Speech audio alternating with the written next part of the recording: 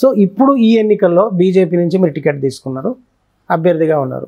గెలిస్తే ఈ నియోజకవర్గ ప్రజలకు ఏం చేస్తామని హామీ ఇవ్వబోతున్నారు? సహజ వనరులు ఉన్నటువంటి ప్రాంతం ఇది. అనుకున్న డెవలప్ కాలేదండి. మీరు ఏమన్నా చెప్పండి. గిరిజనులు అంటే ఒక గిరిజనులకే కాదు, ఆడ గిరిజనేతరులు కూడా ఉంటారు కదా. ఏమైంది? ఒక ఉడాన్ కింద ఒక విమానాశ్రయం ఎందుకు లేదు ఖమ్మానికి?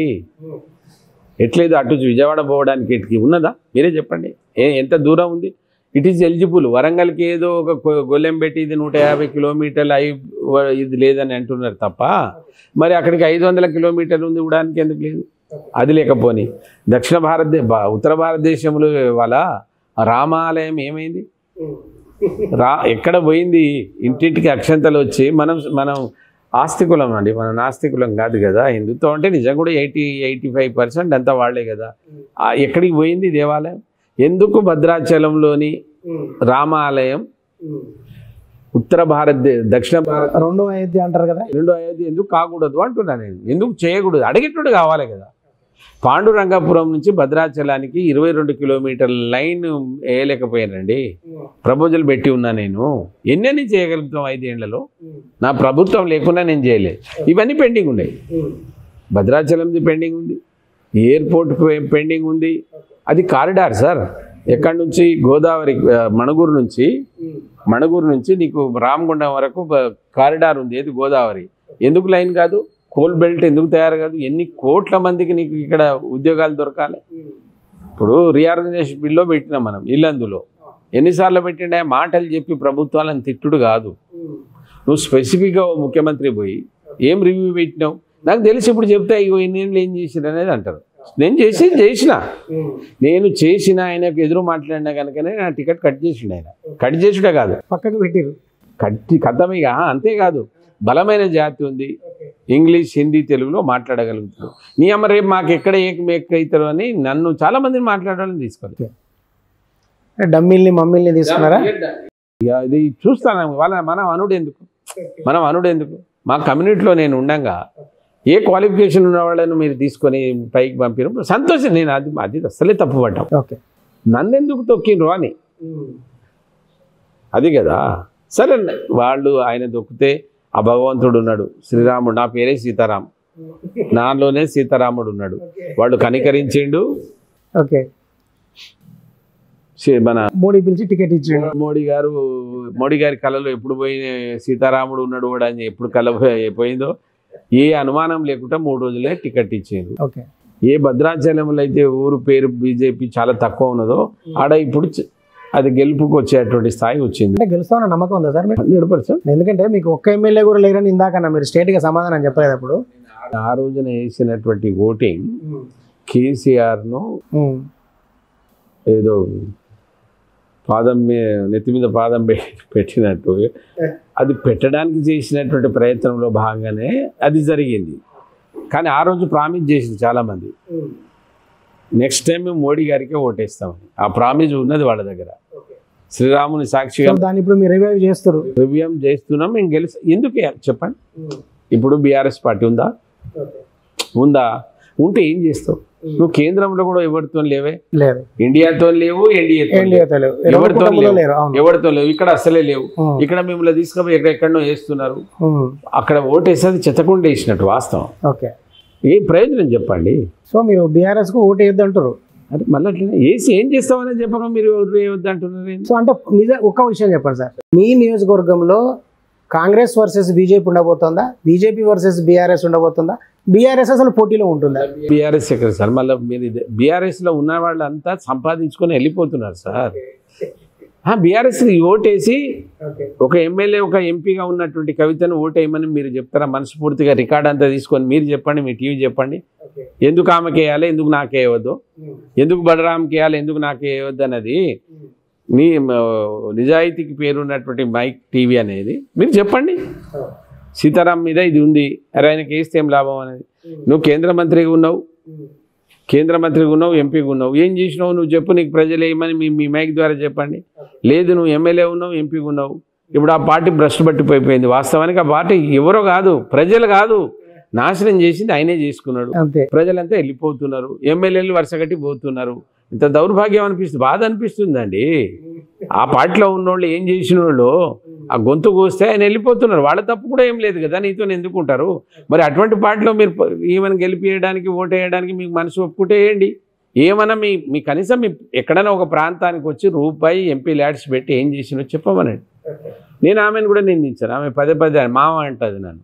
మామ నేను అడగలే, నీకు పోటీ రాలే, నీ మెరిట్ ఎక్కడ నా మెరిట్ ఎక్కడ, కానీ నాకు ఇచ్చిండ్రు నేను వచ్చిన అన్నది వాస్తవం చెప్పింది. ఇప్పుడు కూడా నేను వద్దన్నా కూడా నాకు ఇచ్చిర్రు అన్నది. నిన్న ములుగులో అన్నది, నేనేం అడగలే, నాకు టికెట్ ఇస్తే ఏంది ఓటు వేస్తారా లేదా మీ ఇష్టం అన్నది. మరి అదేవిధంగా బలరామది.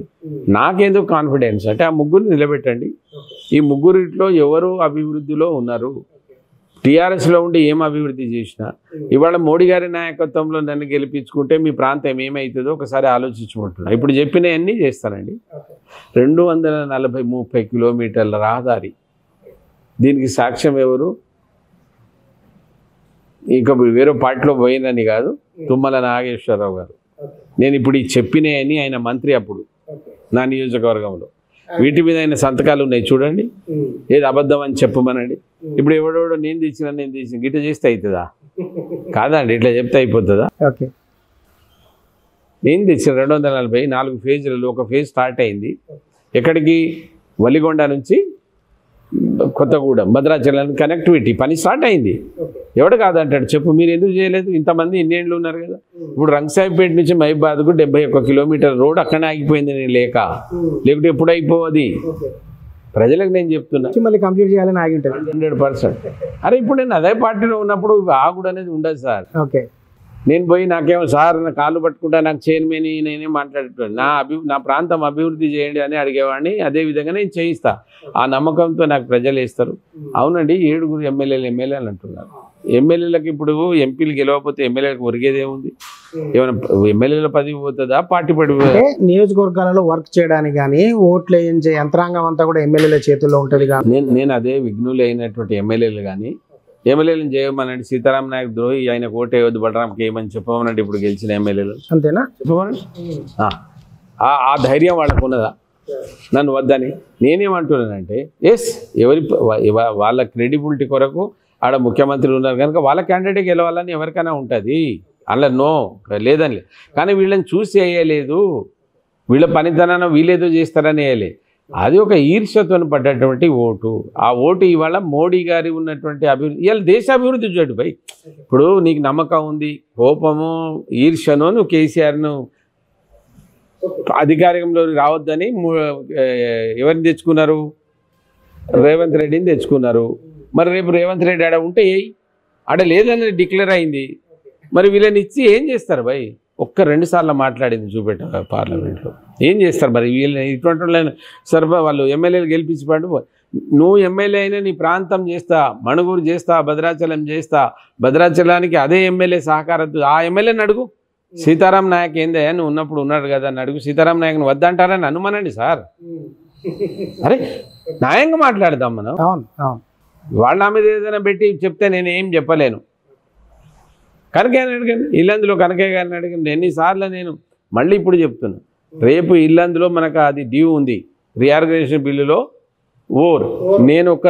నేను ప్రజలకు ఒకటే చెప్తున్నా, ఎంత ఓర్ ఉంటే అంత పెట్టండి. ఇండస్ట్రీ ఎక్కువ ఎందుకు పెడతారు? అది కాకుండా ప్రైవేటైజ్ దానితో పెట్టి ఎంత ఉంటే అంత పెడితే 10 మందికి లాభం అవుతుంది కదా సార్. ఏం చేయలేదు చెప్పండి, ఏం చేయలేదో చెప్పండి మీరు. ఇది నమ్మరు ఎవరికి? ఇన్ని చేసిండా? ఇన్ని చేసినా కానీ టికెట్ రాలే కదా, అందుకని అందరికి డౌట్ ఉందేమో. 2019లో ఇన్ని చేసినా టికెట్ రాలేదంటే టికెట్ ఎందుకు రాలేదో తెలుసు. ఇన్ని చేసినాక నువ్వే ఈ జాతీయులను ఈ తెలంగాణలో ఉద్యమకారుడు అని నువ్వు పార్టీ పెడతావో లేదా కొంతమంది నువ్వు లాక్కుంటే. కేసీఆర్ గారి మేము చూసిన దాంట్లో నాయకులను తయారు చేయడు సార్, కానీయడు చేయడు. వానికి ఎంత శక్తి ఉంది. నాయకులను కొంటాడు నాయకులను కొనడమే అంటారు కదా, అంతే. ఏదో వాళ్ళని పిలిపించుకుంటే ఏదో వాళ్ళతోనే మాట్లాడుతూ ఉంటారు. నా లాంటి మేధావి గిరిజన ఊళ్ళలో చెప్తే కదా, ఫస్ట్ పిహెచ్డి 16 పేపర్లు పబ్లిష్ చేసి పిహెచ్డి చేసి కాకతీయ యూనివర్సిటీలో ఎగ్జిక్యూటివ్ కౌన్సిల్ మెంబర్ నేనే సార్. అటెండర్ నుంచి వీసీ వరకు పనిచేస్తే 10-15 ఏళ్ళలో ఒక్క కాయిదా ఉండదు నా మీద యూనివర్సిటీలో. ఒక్క పోస్ట్లో ఉంటే చంపిడిచి పెడతారు మా వాళ్ళు, బతకనియరు. అడగండి అడగండి ఏం చేసిన ఎన్ఎస్ఎస్ మార్క్ ఎవడు పెట్టిండు కాకతీయ యూనివర్సిటీలో 2 లక్షల రూపాయలతో బుక్ బ్యాంక్ పెట్టిన ఎన్పానల్మెంట్ ఒక ట్రైనింగ్ సెంటర్ ఎన్సీసీది ఎన్ఎస్ఎస్ది ఉస్మానియా శాంక్షన్ అయితే దాన్ని తీసుకొచ్చి ఈడబెట్టిన